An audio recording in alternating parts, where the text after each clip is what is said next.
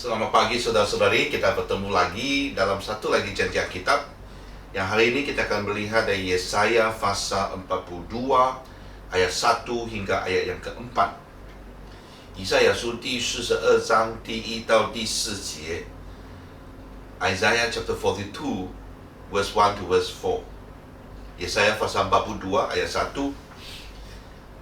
Lihat, itu hambaku yang ku pegang, orang pilihanku, yang kepadanya aku berkenan. Aku telah menaruh rohku ke atasnya, supaya dia menyatakan hukum kepada bangsa-bangsa. Dia tidak akan berteriak atau menyaringkan suara atau memperdengarkan suaranya di jalan. Bulu yang patah terkulai tidak akan diputuskannya, dan sumbu yang pudar nyalanya tidak akan dipadamkannya. Tetapi dengan setia dia akan menyatakan hukum. Dia sendiri tidak akan menjadi pudar dan tidak akan patah terkulai sampai dia menegakkan hukum di bumi. Segala pulau mengharapkan pengajarannya. Saya rasa ini satu janji yang sesuai untuk keadaan yang kita katakan ketidakadilan, ya, di mana kita rasa mungkin dianiaya, mungkin kena pelot, ataupun kena siksa, ataupun dituduh tuduhan yang palsu, ataupun apapun. Kita rasa kita ni sistem yang ada dalam dunia ni ataupun di negara ini kurang adil. Tapi kita harus pegang janji ini, di mana segala ketidakadilan itu tidak akan dilupakan. Pastinya Yesus dia akan menyatakan hukum itu. Amin, ya. Dia pasti mengikut caranya untuk mengadili setiap kes yang ada. Biar salah siapa, alasan apa, tidak adilkah, dari manakah, ataupun telah diisytiharkan tidak berdoa, dia salah di mahkamah dan sebagainya. Segala-galanya dia ada satu perkara pun akan tersembunyi daripada Yesus, di mana waktu dia menyatakan hukum itu, keadilannya akan diberikan kepada setiap orang yang percaya kepada dia. Amin. Hari ini bukannya bermaksud kita tidak harus membawa seorang ke mahkamah. Tidak. Tetap, kalau mau, kita boleh mengambil keadilan, mendapatkan keadilan di mahkamah mengikut hukum-hukumnya. Tapi kita tahu hanya keadilan yang diberikan oleh Tuhan itu yang akan memuaskan mana-mana pihak, sebab dia adalah yang adil. Jadi hari ini saudara-saudari, saya tidak tahu apakah kamu dalam ataupun benar dalam keadaan yang kamu rasa kurang adil. Dari gaji kah kurang adil, dari kerja, jumlah kerja yang diberikan kurang adil. Kenapa dia buat banyak, aku buat sikit, dan saya buat sikit, dia buat banyak.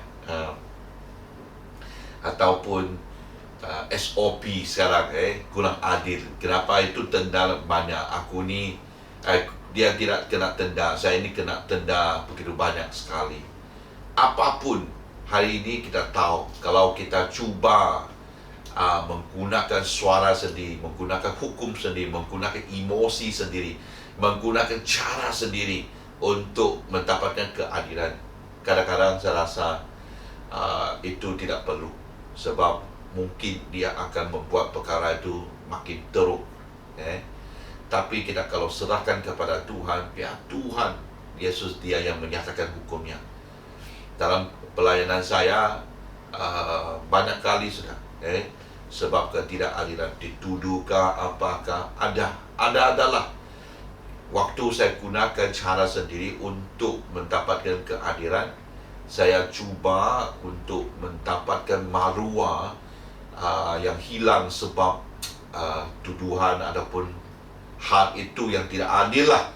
Kadang-kadang cuba tuntut kembali, macam waktu kerja Kenapa saya buat banyak, dia buat sedikit, gaji itu masih sama dan sebagainya. Banyaklah pada awal pelayanan saya. Tapi lepas tu, apapun saya serahkan kepada Tuhan Yesus. Sebab waktu saya gunakan tenaga sendiri, itu agak letih.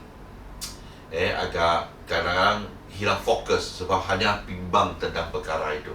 Hanya fikir, berancang untuk menyelesaikan, untuk mendapatkan keadilan dalam perkara itu saja. Dan saya lupakan banyak perkara yang lain yang harus saya lakukan. Waktu saya serahkan kepada Tuhan, itu siaplah, biar Tuhan yang buat. Biar Tuhan yang buat. Mungkin kamu rasa, nanti kau lama, macam mana? Lama, tunggulah. Tunggu saja. Dan setiap kali waktu saya buat begitu, Tuhan pasti akan memberikan keadilan itu. Sebab waktu dia buat keadilan, memberi keadilan itu, perkara itu diselesaikan dengan baik. Diselesaikan dengan baik.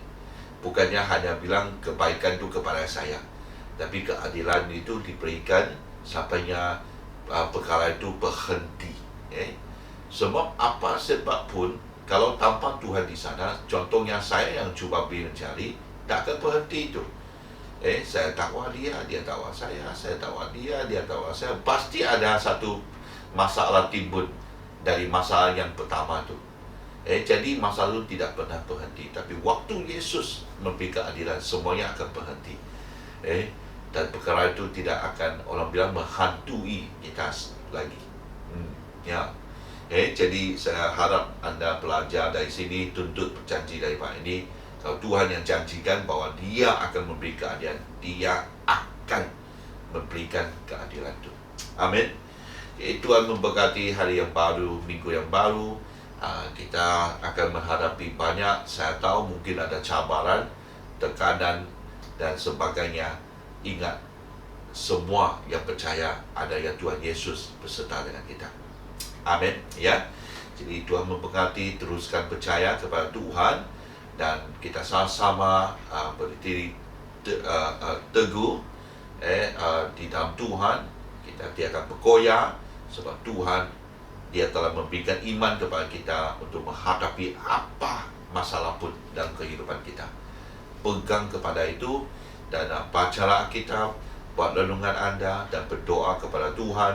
Pastinya Tuhan, apa yang telah dijanjikan itu akan tiba dalam hidup kita. Amin. Jadi Tuhan memberkati. Sekali lagi, kita jaga kita. Amin.